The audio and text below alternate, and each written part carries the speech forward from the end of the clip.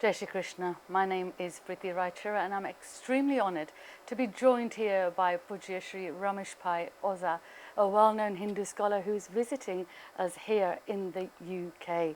Pujya Bhaishri, a very warm welcome to you here in the UK, and Jai Shri Krishna and Pranam. Jai Shri Krishna. Jai Shri Krishna. It's really lovely to have you here, but we are absolutely honoured that you're here and visiting not just the schools here in the UK, but of course here to talk about the many wonderful projects that you also run in India.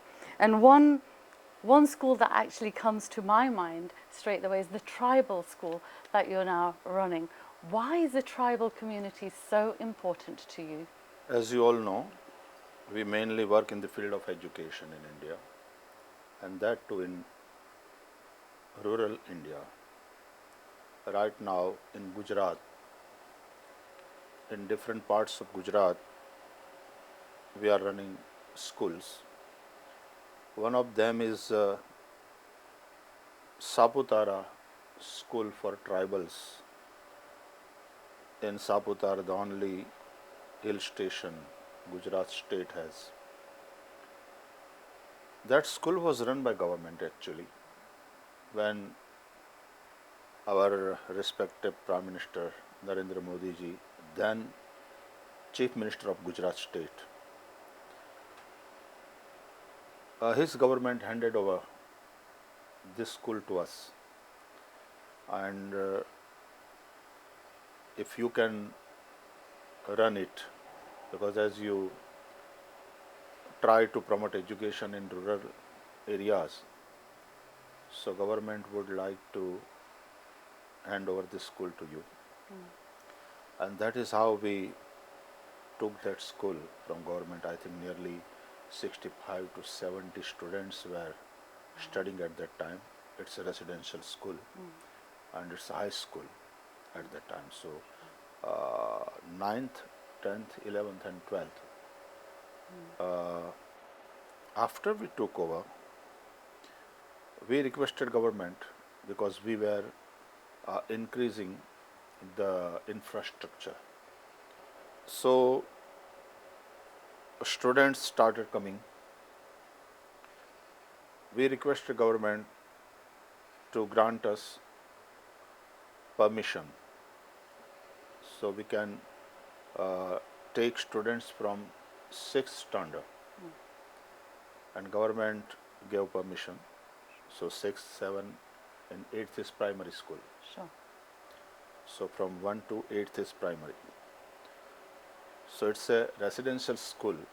So when student come and join us in 6th standard, he is nearly 11 or 12 years old.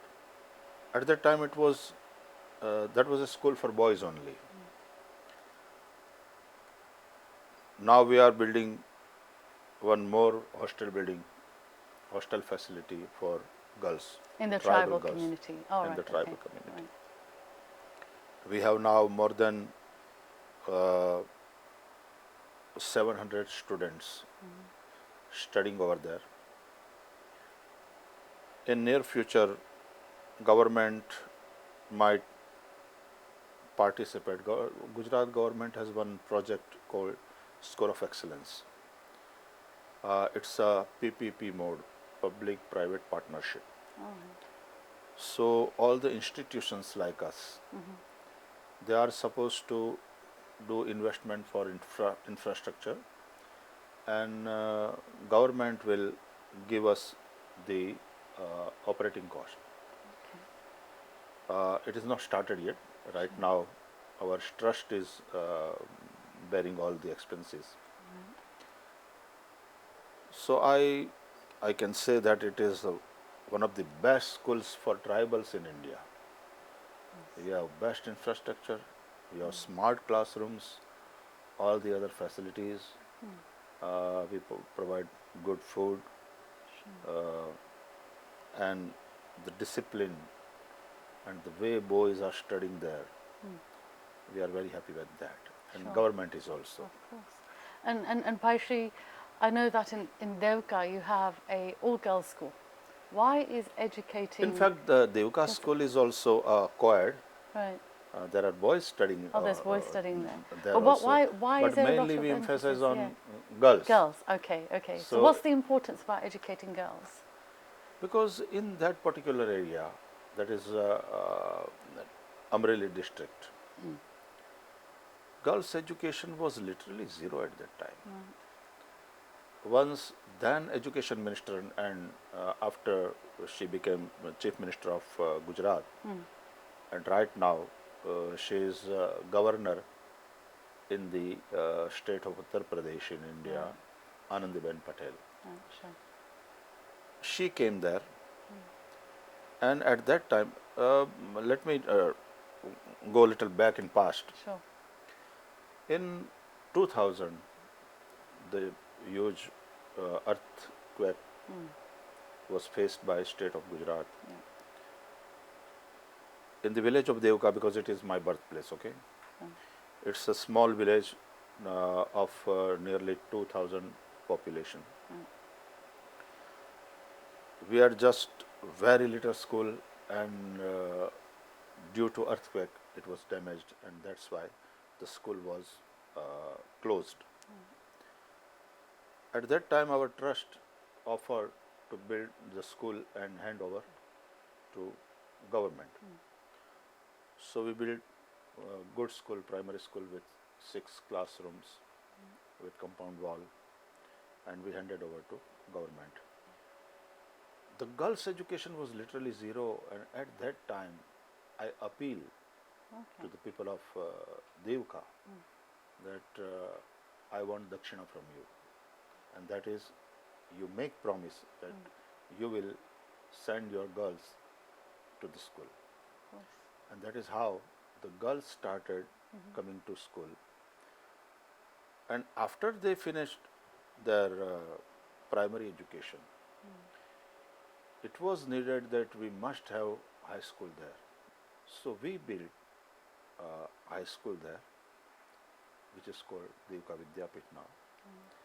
And from high school to college, it's a very good institute, again inaugurated by Narendra Modi ji, then Chief Minister of Gujarat.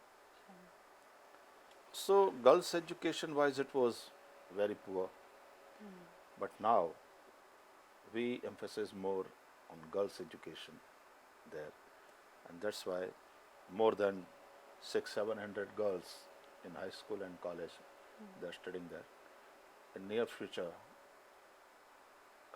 we have planned to accommodate more than 2,000 girls Amazing. residing over there and It's studying. amazing. Wow. Oh, and why is educating children so important to you? Of course, education is the key. Of course. Without good education, without quality education, one cannot progress in their own life. One cannot be very helpful to on family and to the nation at large. I heard one saying, I think it's a Chinese saying, if someone is hungry and if you give him or her 2 fish, you can feed him or her for one time. But if you teach them how to catch the fish, you are feeding them for the lifetime. So, quality education is the key, Of course. and that's why to promote education in rural areas, because they also need good schools. Of course. They also want quality education, Sure. and at no cost or at very low fee. And that is what we are doing right now. Of course. But Because what I'm doing, Bhagavatam is itself, I take it as an educational activity. of course, yes. We are educating people. Yeah. So with this, mainly we work in the field of expanded. education. Into education. Yeah. So what does value-based education mean to you? See, education is not make them literate only, to make them good human being. Of course. They should understand that I don't have to live for myself only. The universe, the Mother Earth, is giving so much to me. I'm getting water, I'm breathing this oxygen. Mother Nature owes to me, the humanity owes to me, and that's why I'm supposed to pay it back. So after becoming doctor, lawyer, or whatever, the student should become a good human being and contribute to the society. That is what value-based education is. So don't literate them only. It is said, beautifully said in Sanskrit, sakshara viparita rakshasa bhavanti. Those who are educated, those who are very literate, not educated but literate, saksharaha, if they not be if they don't have those values, those virtues in their life, viparita rakshasa bhavanti, means then they will behave like demon. Sure. So, Pujya Bhaishri, yesterday you spoke about in the Pravachan, you were talking about that knowledge can also kind of be misused sometimes, or it can be that you can still be a good person but have less knowledge. Explain a little bit That more is about what we always discuss, that it is not enough to be a literate person only. It's very important that we are educated people. It is that's why I was saying yesterday that only intellectually we go up. That's not enough. To become a good human being, it is more important that you must have very good heart, full of love and compassion and humanity, than the highly intellect. It is very beautifully said in our scriptures that dve vidye veditavye para aparacha. Two types of vidya you should know, para and apara. Apara is about our how to earn our daily bread. When we teach our students and we make them doctors and lawyers and engineers, that is apara vidya, to which may give them livelihood, their bread. But when we educate them, we are talking about para vidya. We are talking about values. We are talking about virtues, which make them a good human being. So first, we need to become a good human being, and that's why to become a devotee,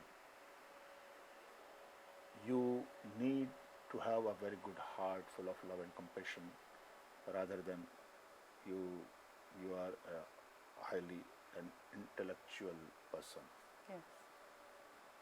Sure. That is what I was discussing Referring to. yesterday. Of course, of course. So somebody who is not necessarily highly qualified, highly educated, what you're saying is that actually as long as they're a good person, as long as they're a good humanitarian, then actually they are following the right path. Yes. So that's why schools, if they make only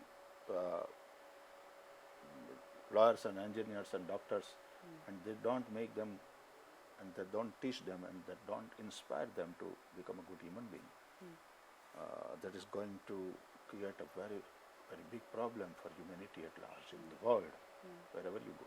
And that's why this Vidya, we have three words in our institution: Vidya, Vivek, and Vikas. Yes. So Vidya is this values, to imbibe good values, virtues in them. Then Vidya, and then Vivek. So that is knowledge about. So that is one is wisdom. Yeah. Then the knowledge about all these worldly things, and you must have that discrimination: what is good and what is bad, what is right and what is wrong, and then always follow the path of righteousness, Sure. dharma, and then you grow, vikas. Sure, sure. I want to ask you another question, Bhaishri. Going back to girls' education, and you know, I can see your commitment to educating girls, and especially in the tribal community. But what about when those young girls, after they've been educated, grow up and then have to just get married? What about the education then? Anyways, boys are also Yeah. But they're the breadwinners? yes, they are. And if a girl is being educated and then she marries, she may become a very good mother. Not only mother, always the mother is the first teacher for any child. Sure. And it is said that a good mother is equal to 100 good teachers. So educate girl is more important. If the mother is educated, because as first guru, the first teacher of that child, she will start imbibing good values, and all the mothers try to imbibe good values. I guess in it their goes children. back down to what you just said, that even if they've become a doctor and they get married, the vikas is still there. They are Vikas is still there. It's still there. But vikas is like a building, Yeah. and this vidya is a land, Sure. and vivek is foundation. Yeah. In which land you are going to build this structure? And foundation is also supposed to be very strong. Sure. Otherwise, all the vikas. Sure. Bhaishri, this morning you visited Avanti Field School. How was your experience, and how does that compare to the schools in India that you're running? It's wonderful. I was very happy to visit Avantika, met teachers and children there. It's a Hindu school. Very frankly, we are not teaching them much about any particular religion, but value-based education we try to give them. Sure. Because when I talk about tribal school, they have their own culture, and by educating them, we don't want to demolish their culture. In fact, we want and we try to help them to protect their own culture. So, value-based education is teaching them to become a good human being first.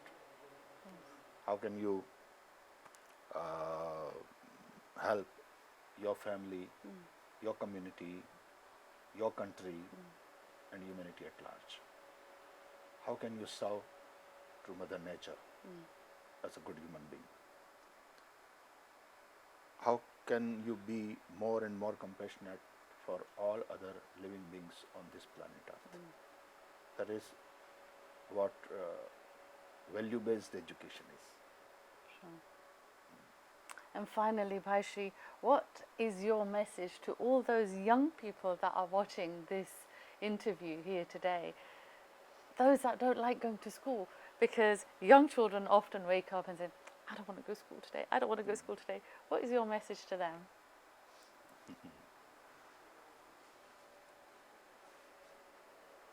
learning is fun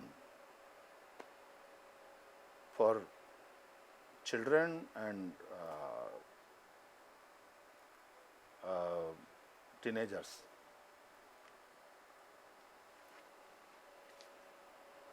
Take learning as a fun.